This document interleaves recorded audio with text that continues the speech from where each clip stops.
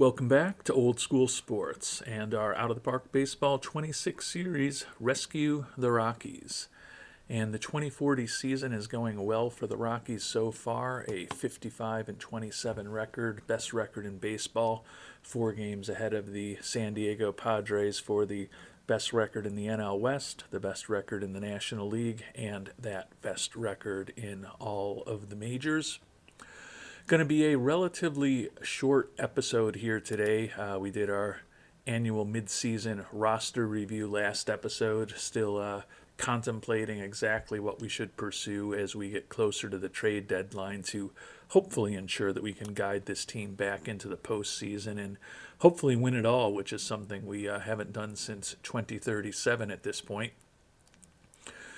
But going to be a relatively short episode in terms of the game action. We're only going to sim up through the 11th, so a little over a week from now. So 2 games left at home against Salt Lake City, on the road against the Pirates, and then back home against the Giants before we focus in on the first-year player draft and take a look at who's on the board for us to select with our first round pick, which will be the 36th pick in the draft, the final pick of the first round, due to some compensatory picks ahead of us. And appreciate any thoughts from the Worldwide Scouting Department on what we should do with that pick after we review who's available to us.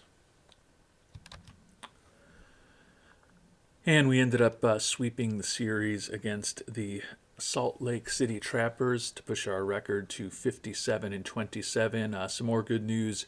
Jeff Colson, who's started 4 games for us this year, but primarily worked as a long and middle reliever, ready to come off of the IL. What that means is that the youngster Justin Morgan, first round pick of ours a couple years ago, is going to get sent back to the minors. Didn't allow a run in the 4 1/3 innings that he pitched over 2 games, but we don't really have any obvious other players to send back down to AAA. So although he did reasonably well in his introduction to the majors, and hopefully we'll have him back come September, if not earlier, if we do have some injuries, Morgan's going to be the one headed back down to AAA for a little bit more seasoning. We'll end up force starting him down there, and Jeff Colson back onto the roster to fill that middle and long relief role for us that he's done a solid job at this year. And unfortunately, after one more game played, a win against the San Francisco Giants, some pretty significant news. The rookie infielder, John Jefferson, going to miss the rest of the year with a torn meniscus. That will definitely put us in a situation where we could be much more open to making a trade for an infielder. You can see we've already lost Ryan Stone for the year, Jarrett Woods gone for the year, and now the youngster John Jefferson, who had a nice rookie year for us, unfortunately is going to have it end early. He's already had multiple stints out of the lineup this year. Patellar tendonitis kept him out 2 to 3 weeks and merited a IL stint. Also suffered a broken nose where he missed a couple games back in May. But this torn meniscus, certainly the most serious injury for him. The number 100 prospect baseball, only 23 years old and already fragile physically. And it manifested itself a bit in his rookie year when he has only 202 at-bats and plays less than 60 games. Was productive with 15 extra base hits in that limited sample size, 277 average, 120 WRC plus, and almost a win above replacement. Certainly would hope that Jefferson is healthy and well come spring training next year and ready to compete for some type of spot in the infield, some good personality traits outside of the low leadership, and he can play anywhere in the infield, although he's not necessarily an exceptional fielder anywhere except possibly first base. But disappointing result there, and certainly will encourage us to explore opportunities to perhaps bolster our infield on the trade market over the next 3 weeks or so until we get to the point where we are past the trade deadline. Taking a look at who's on the trading block right now as far as batters. A little bit more expansive list, fortunately, than the last time we checked in. First baseman Willis Mendoza, certainly a interesting looking bat, putting up a 109 WRC plus this year for the Guardians, but has a pretty strong profile there. Good, solid defensive first baseman, although that's really the only position we'd want to play him at. Good speed on the base paths. Very dangerous against left-handed pitching, and certainly playable against right-handed pitching. 26 years old, going to be headed to free agency after this year. I would expect that the price for Mr. Mendoza is not going to be particularly cheap. Yeah, I mean, it looks like we've got to give up one of the top players in our organization or one of the top prospects in our organization to trade straight up for Mendoza. So he may not be the answer, but there certainly are other guys to explore. A guy we've mentioned multiple times over the years, Yulver DePaula, 32 years old and wrecked physically, but still a very good, solid defensive player.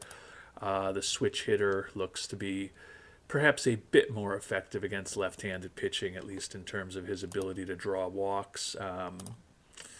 Don't know that he's the answer either. Obviously, we don't have to only search for guys on the trade block to try to make a trade, although presumably getting one of those players may be a bit easier than someone that another team wants to build around. But plenty of time with 3 weeks plus left until the trade deadline for us to consider things. Perhaps another interesting player or two gets added to the trade block in the coming weeks. But certainly a disappointment that John Jefferson's rookie year is already over. And with the season-ending injury to John Jefferson, we're going to give Jason House, who we signed to a one-year deal as a free agent, an opportunity to start playing in the majors. We've had the 31-year-old down in AAA for this year, basically trying to improve his position versatility a bit for us.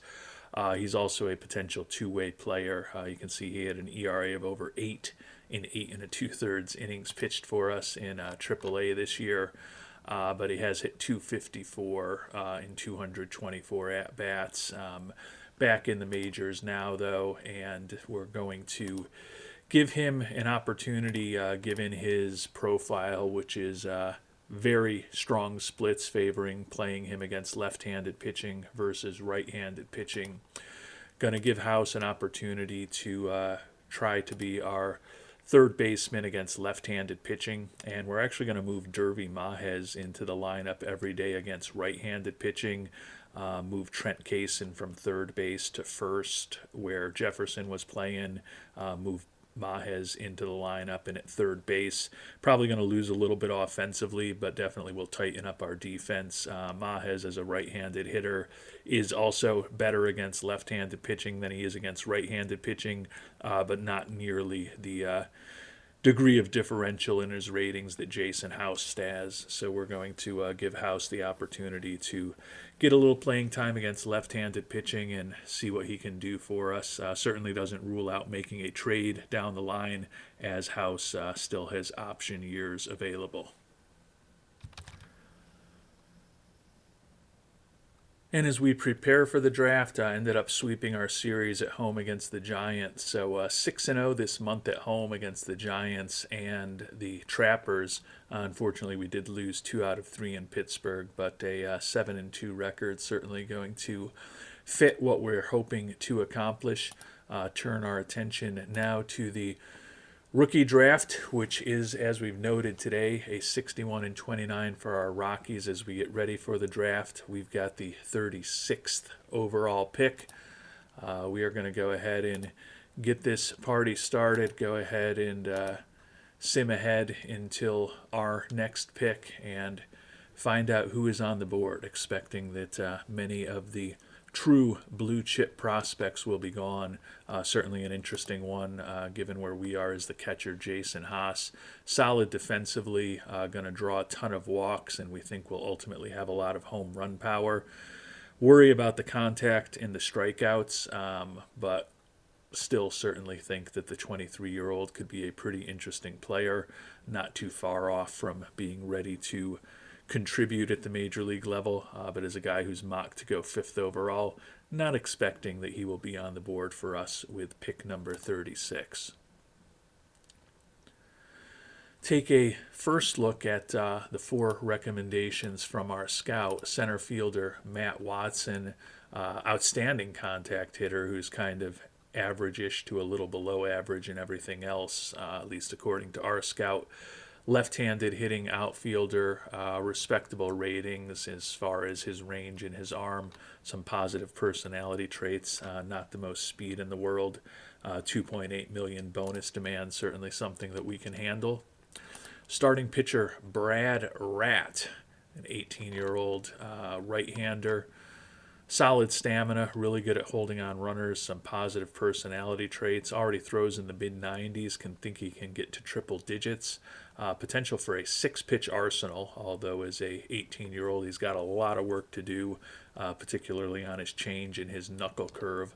Ultimately think his stuff could be above average with good solid movement on his pitches and average-ish control if he reaches his full potential. Center fielder Billy Shipman, like the contact gap power combination, especially with above average speed, the home run power and the eye trending more towards the average-ish range, but a solid looking corner outfield prospect who could play center field in a pinch. Also like the nickname Old Iron Hands. Last but not least, a college prospect, shortstop Brett Perrin, out of Quincy University, potentially outstanding eye and home run power. Question significantly the contact ability.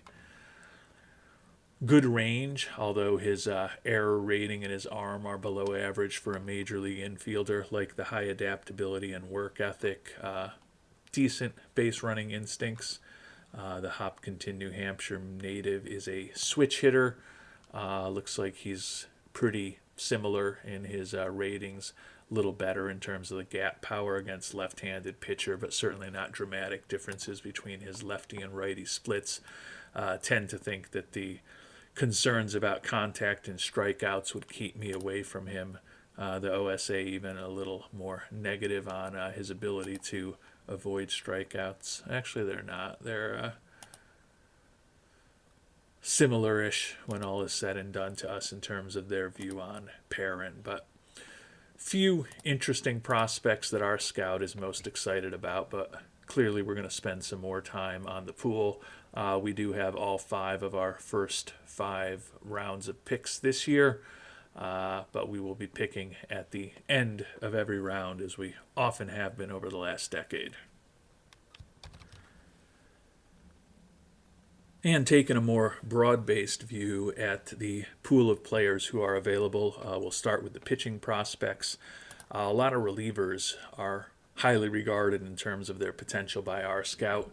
Mike De La Rosa, also known as Burrito, potentially outstanding stuff with above-average movement. Worry a little bit about his control. The 21-year-old out of William and Mary. High work ethic, low baseball IQ. Definitely looks like a reliever given his stamina and his pitching profile. Hopeful that fastball continues to develop and he can add a decent slider eventually alongside it. Closer Eric Hicks, a 17-year-old, very limited stamina, but his fastball at 17 is not far off major league quality. Think he can definitely get it into triple digits like the ground ball tendencies. I think the stuff could be world class with slightly above average movement and control if he reaches his full potential. Starting pitching prospect, Handsome Jack, David Martin. Love some of those personality traits, extreme ground ball tendencies, potential for a 5-pitch arsenal, respectable stamina, looks like a 5+ inning type of guy, decent at holding on runners, looking for big money at $6.5 million. The lefty is committed to UGA. Ultimately think his stuff could be a bit above average with well above average movement and control if he reaches his full potential. So Handsome Jack, certainly an interesting prospect to think about. The final 70 ceiling pitching prospect is another reliever, Marvin Zamora. Limited stamina for the right-hander. Fastball is outstanding. 19 years old, so a bit older for a high school prospect. Fragile physically, and we think the control is going to be disastrous despite the potential incredible stuff. So everyday Eddie, probably not a direction that we would go. There's also a handful of prospects with 65 potential. Reliever Nick Alexander out of Texas Tech, the lefty, further along than most of the pitchers we've already talked about, already hitting 100 on the radar gun, not looking for a ton of money. The control is a potential concern, still has room to definitely grow there, but think that the stuff in the movement could well be above average. Potential for a four-pitch arsenal from a reliever. Maybe you hope that you could stretch him out a bit and perhaps turn him into a decent starter. Another college reliever out of Sacramento State, Angelo Toco Lopez. Pretty close to major league quality in terms of his skill set right now. Only throws 93 to 95 right now at the age of 21, but we project that he could add a lot. 6 miles, we think he can get over 100 ultimately. That's a pretty big delta for a 21-year-old. So our scout thinks there's certainly some untapped potential here for the Sacramento State product who's looking for slot. Think he could be slightly above average to well above average at everything if he reaches his full potential, and pretty respectable stamina for a reliever. Canadian prospect Luke McKee out of the University of British Columbia. Solid stamina, okay at holding on runners, like the high work ethic.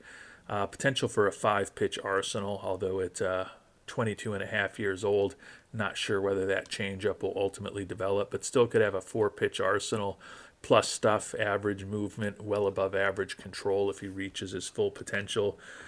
Don't love reaching, in my words, for someone who's faced only a fair competition level over the course of his career. Generally don't have great luck developing those people, but he's done pretty well in the draft league so far. 3-3 record, but a 2.30 ERA and almost 2 wins above replacement in the 7 starts that McKee has had there. Eddie Phelps, a high school pitcher out of Buena Park, California, left-hander, respectable stamina, really good at holding on runners. Potential 6-pitch arsenal, but obviously a lot of work to do on most of those pitches as a high schooler. But think his stuff, movement, and control could all end up above average. Brad Ratt, we've already talked about, another solid-looking pitching prospect if we wanted to go with a high school pitcher. And the last of the guys with a 65 ceiling, the starting pitching prospect, George Tidwell. He's going to be reliant on that changeup developing to get to a 3rd pitch. Do like the stamina, like the high baseball IQ. Ultimately think there's probably a couple other high school and college pitchers that we prefer over Tidwell, at least with our first look at this pool. And I did spend some time offline looking at the rest of the pool of potential pitchers. Nobody else that I think is a prospect for us to take here in the first round. Some guys with some personality quirks or health issues or just control that doesn't look like it's going to reach my expectations. Probably the most interesting of the other players is the closer Jordan Crush Sanchez. The Kent State product, not far off major league quality right now. His fastball is more than ready for the majors, and he's got a major league quality curve. Think his stuff, his movement and control could all be above average. Given his 35 stamina, just a 2-pitch arsenal, and being almost 23 years old, don't think unless you get just stupidly lucky that there's really a path to him becoming a starting pitcher. So think he could be a very high-end reliever, and really like that hold runner ability for a reliever. The issue is, though, low leadership, loyalty, work ethic, high financial ambition, personalities that he doesn't have the drive to make the most out of his tools. So, although we think there's some untapped potential, just kind of feel like life might be a little too short to make Crush our first round draft choice this year. And we'll turn our attention now to the position players. You can see we've got about a dozen guys rated 65 or higher in terms of their potential. So some interesting options to consider. Jairo California Kid Estevez, although he's from Philadelphia, Pennsylvania, and committed to Kent State University. Left-handed hitting infielder, not great defensively. Do really like the high adaptability, work ethic, and baseball IQ. Not a lot of speed, but he could definitely be an above-average major league hitter if the California Kid reaches his full potential. Catcher Brad Hawkins, kind of a average-ish defensive profile. Like the high adaptability and baseball IQ, think he could have incredible home run power. The rest of his profile as far as a bat is not all that exciting, given that he's so one-dimensional and not really special defensively. Probably not the direction I would be inclined to go. Another catcher, Trent Sluggo Nath, is somewhat more interesting to me. Like the high leadership, adaptability, and baseball IQ, great combination there. Blocking and framing both well above average, although his arm is not great. Pretty well balanced hitting profile. Think his contact could be average. The gap power, the home run power, and especially the eye could all be well above average. The 21-year-old is a product of Southern New Hampshire University. Durable physically. Do worry about the strikeouts with him. But if we're looking for a prospect who's further developed and maybe someone who could be helping us in the major leagues at the catcher position in the not too distant future, Sluggo Nath, certainly a player to consider. We already talked about the switch hitting shortstop Brett Perrin. I think the contact and avoid strikeouts for where he is as a 21-year-old coming out of Quincy University probably is enough to keep him from being the selection for me, although certainly the home run power and the eye are potentially intriguing. Billy Shipman, another guy that we've already talked about, pretty respectable potential hitting profile, good speed, potentially excellent bunter, some positive personality traits, and looks like a respectable defensive corner outfielder. The last of the 70 potential position players is the center fielder Matt Watson. Talked about him with the potentially outstanding contact. Everything else about his profile is not all that distinguished, however.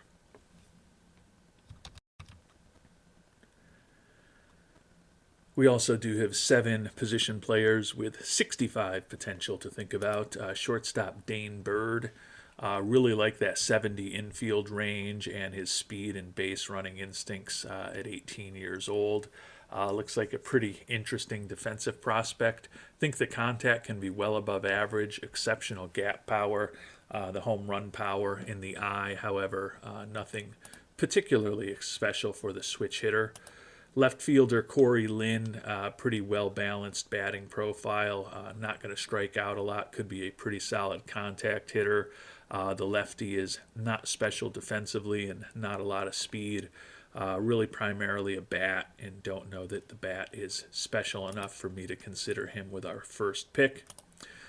Catcher Bill Masterson, really good-looking contact hitter who's adequate to above average defensively. Not a lot of power, not going to draw a lot of walks, and he's ultimately going to want to get paid a reasonable or more than reasonable amount of money. Third baseman Aaron Moreno, don't love the low leadership, loyalty, and work ethic. Kind of has a first or third baseman's hitting profile, although at 5'10", probably more of a third baseman than anything else. Looks like he could also play left field for you, but not a great defensive player, although he does potentially have good contact and good eye. Just don't know that he's ultimately the direction I'd be inclined to go with our first round pick. Another high schooler, left fielder Justin Ray, not great defensively. Another player with really good contact and potentially well above average eye. Not going to hit a lot of home runs, though, and not a lot of gap power. Decent base running instincts for Mr. Ray. College player, second baseman Eddie Sabanero Soy Rowe, switch hitter out of NC State. Mixed personality, like the high adaptability and work ethic. Don't love the high financial ambition and the low leadership. Not a particularly impressive fielding prospect. Think he's going to strike out a ton and struggle to make contact, but the switch hitter does have potentially well above average gap power, home run power, and eye. Not too far off being ready for the majors in all of those categories. The question is whether he's going to hit a $160 with a bunch of power or be able to maybe get that batting average up into the 200s, in which case he could have some value. The most far along prospect is the shortstop Steve Weeks out of Gardner-Webb University. Respectable looking defensive prospect with high baseball IQ. Can play just about anywhere in the infield respectably. 6'2", really good first baseman. Could also play a pretty solid shortstop. Respectable arm, but really good at the pivot.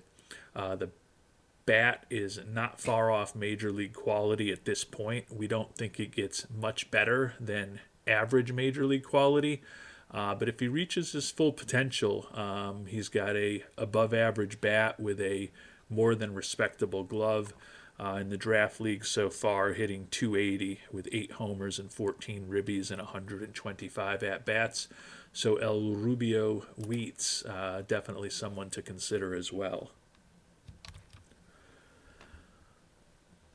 And spending some time offline with the rest of the class. Not really anyone that we would seriously think about taking with our first round pick. To me, the most interesting other player, the center fielder Dan Stout, with the potentially below average contact and horrible strikeout ratings. Not really the profile that we would typically look for, but we do think that the gap power, the home run power, and the eye could all be well above average to borderline exceptional. Decent speed, like some of the personality traits with the high leadership, loyalty, and adaptability. Looks like he could be a competent corner outfielder defensively, although not much of an arm. So probably a natural left fielder or DH. Not going to hit for a good average and going to strike out a ton, but do think he could be a left-hander with significant home run power and a really interesting eye. So although I don't think we'll end up going with Jurassic Carl in the first round, to me he was the most interesting of the players that we hadn't highlighted already. And before I go through some of the players that I'm most interested in, we'll take a look at who is expected to have been off the board already or coming off the board with this pick who hasn't been picked. The Red Sox were expected to pick the left fielder Justin Ray. Really good contact with a plus eye. We've seen that profile among multiple players in this pool. So if we want Ray, the time to strike is now. Similarly to the catcher Trent Nath out of southern New Hampshire State we talked about earlier. A few other guys who are already expected to be off the board. The center fielder Dan Jurassic Carl Stout, expected to be gone. Do like things about him. Mention that of the 60 potential players, he was the one who was most interesting to me. The OSA likes him even more than we do. Center fielder Matt Watson, outstanding contact, kind of okay-ish at everything else. Talked about him already, but he was projected to go with the 32nd pick. Willie Meza, a right fielder, very average-ish looking batting and fielding profile, although he is durable. The lefty is expected to have gone 2 picks before ours. And we were projected to go with the left fielder Cody Anastasio, slightly above average hitting profile with good durability if he does reach his full potential. Not all that great defensively, however. Really good work ethic, but not the smartest person you've ever met. So this draft definitely feels like one to me where the worldwide scouting department could potentially convince me to go in a different direction than the six position players and the six pitchers that I'm going to talk about right now. But I have put together my short list, and I'll talk about these players as well as where they're expected to go in the mock draft. The second baseman, Jairo Estevez, expected to go with the ninth pick in the second round. So if we want the pretty well-rounded and well-balanced left-handed hitting infield prospect, now is almost certainly the time to take him. The catcher, Trent Nath, already expected to be off the board. He is certainly on our short list as well, although he doesn't have a great arm, like the personality traits, like the defense, and think he could have a pretty interesting bat if he reaches his full potential. Only a fair competition level at SNUH. Also looking for a lot of money with a $7 million demand. But this is a year where we have tons of extra money in the budget, so could be time to consider a guy like Nath. Center fielder Billy Shipman, also on my shorter list. He's expected to go with the 15th pick in the second round. Could be a really interesting contact, gap power, and speed combination. The defense is fine for a corner outfielder, like some of the personality traits. And old Iron Hands definitely expected to be off the board before the next time we pick. Shortstop Dane Bird expected to go with the second supplemental pick in the first round, so this is likely our only shot at him. Another guy with really good contact, gap power, and speed combo. The rest of the batting traits kind of meh. Really do like that 70 infield range for the switch hitting infielder. Steve Wheats, the college shortstop, who looks like someone who could be helping us in the not too distant future, is actually projected to go with the 34th pick in the second round, which is our selection. So he is mocked to us with our second round choice. There's a decent chance that he falls to us. Of these position players, he's probably the most realistic one to hope that falls to us, because the other guy that we will talk about who made our short list is the center fielder Dan Stout. As we talked about, he was projected to already be off the board with the 31st pick in this first round. Do worry about the strikeouts and making contact, but other than that, you like or love everything else in Jurassic Carl's profile. There's also six pitchers who made my short list for the time being that we'll talk about, and there's some interesting prospects here because some pretty wide divergences on a couple of them between what our scout thinks and what the OSA thinks. One is the starting pitching prospect, David Martin. Our scout actually loves him, sees him at having 70 potential. We talked about the positive personality traits. Potential for a 3 to 5 pitch arsenal with above average stuff, potentially great movement, and well above average control. The OSA is very low on him, and he's not projected to go until the 7th pick in the 5th round. So although I like David Martin a lot based on the reports we've got from our scouting team, does feel like somebody who, despite we think Handsome Jack has a lot of potential, that maybe we can get clever and wait a round or two on. A couple of relievers, Nick Alexander and Angelo Lopez, neither is expected to go in the first 5 rounds. Cool breeze Nick Alexander definitely seems like a guy who could be helping in the major leagues in the not too distant future, and honestly a very similar story for Toko Lopez. Again, neither of these guys is projected to go in the first 5 rounds, but certainly could see if we get to round 3 could be good value in either of them. Speaking of round three, Luke McKee, the starting pitching prospect out of the University of BC, is projected to go with the fifth pick in that third round. So conceivably, we might be able to get McKee at the end of the second round. I mentioned don't love the fair competition level, but certainly looks like someone who is not too far off being able to help in the major leagues. And if he does truly reach his full potential, could be a pretty interesting major league pitcher. The last two guys to talk about, one is the starting pitching prospect, Eddie Phelps. This high schooler is similar to David Martin. Our scout is pretty constructive on him, thinks he can have a six-pitch arsenal and be a little bit above average at everything. The OSA does not think he's anything special, however. He is actually not projected to go in the first 5 picks of the draft.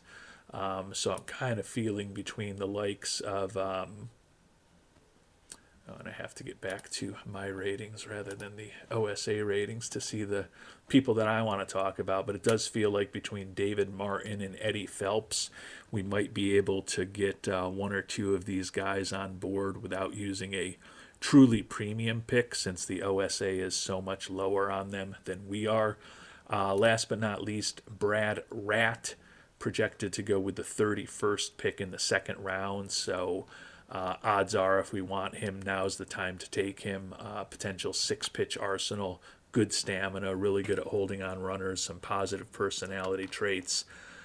Certainly some interesting players to think about when we think about both the pitchers and the position players who are available in this draft.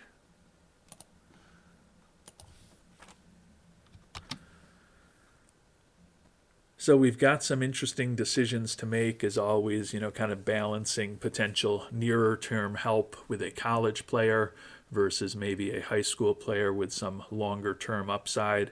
As we talked about, there's a couple of relievers that aren't projected to go in the first 5 rounds that we like, and a couple of starting pitchers who our scout is much higher on than we think the rest of baseball is, who could be interesting to try to get creative with.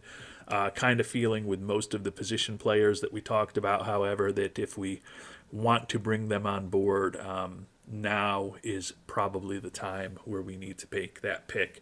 As we talked about, of all the position players, only Steve Wheats is projected to be on the board for our next selection.